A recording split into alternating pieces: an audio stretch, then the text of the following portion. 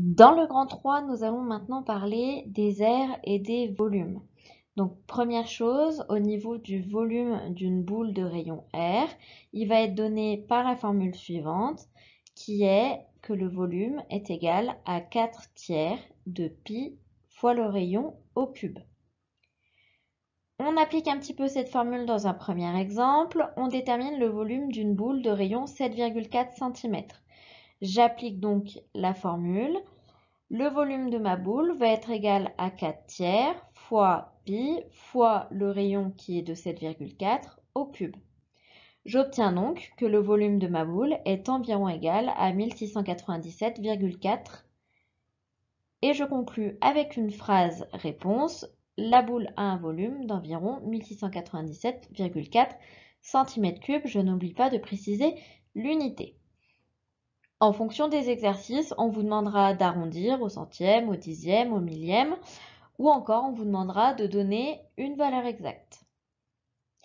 Deuxième exemple, je prends une demi-boule de diamètre 5 cm.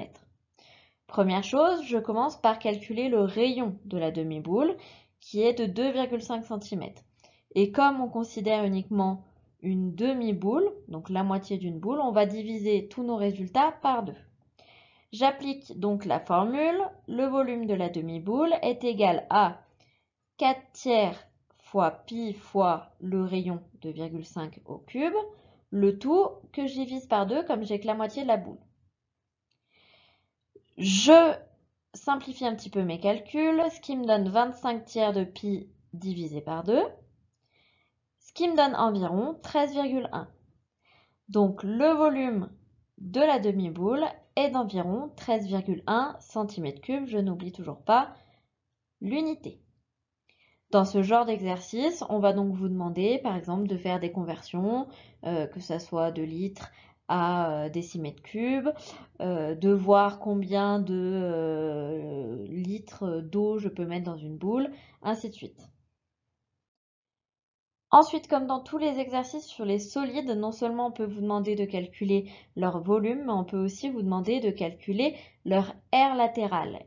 Et donc pour la sphère, la formule de l'aire d'une sphère de rayon R va être donnée par la formule suivante. A est égal à 4 fois pi fois R au carré. Comme tout à l'heure, on fait un exemple simple où je demande de déterminer l'aire d'une sphère de rayon 7,4 cm.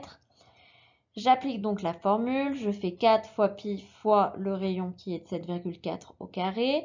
Je fais mon calcul, c'est donc environ égal à 688,1 et je conclus par une phrase. La sphère a une aire d'environ 688,1 cm². Ici c'est une aire, donc l'unité c'est les centimètres carrés ou les mètres carrés ou les hectares, d'accord, peu importe, mais des unités d'aire. Deuxième exemple, ici on veut peindre une sphère de 3,2 mètres de diamètre et on vous dit qu'il faut 10 centilitres de peinture pour recouvrir 5 mètres carrés de la sphère. Et je vous demande évidemment de quelle quantité de peinture va-t-on avoir besoin pour peindre la sphère. Donc ici on va avoir deux étapes. Dans une première étape, on va calculer l'aire de la sphère et dans une deuxième étape, on va calculer le nombre de centilitres de peinture qu'il va nous falloir. Donc, pour avoir l'aire de la sphère, je sais que dans ma formule, il me faut le rayon. Donc, je commence par diviser par 2 le diamètre. Je calcule ensuite l'aire de la sphère en remplaçant mon petit r par 1,6 puisque c'est les rayons de ma sphère.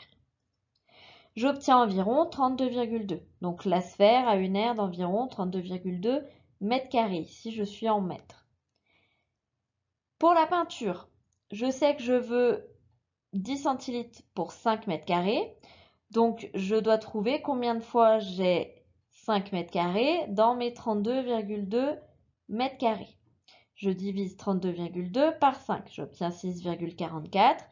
Puis, je multiplie par 10 pour obtenir le nombre de centilitres. Donc, j'obtiens 64,4.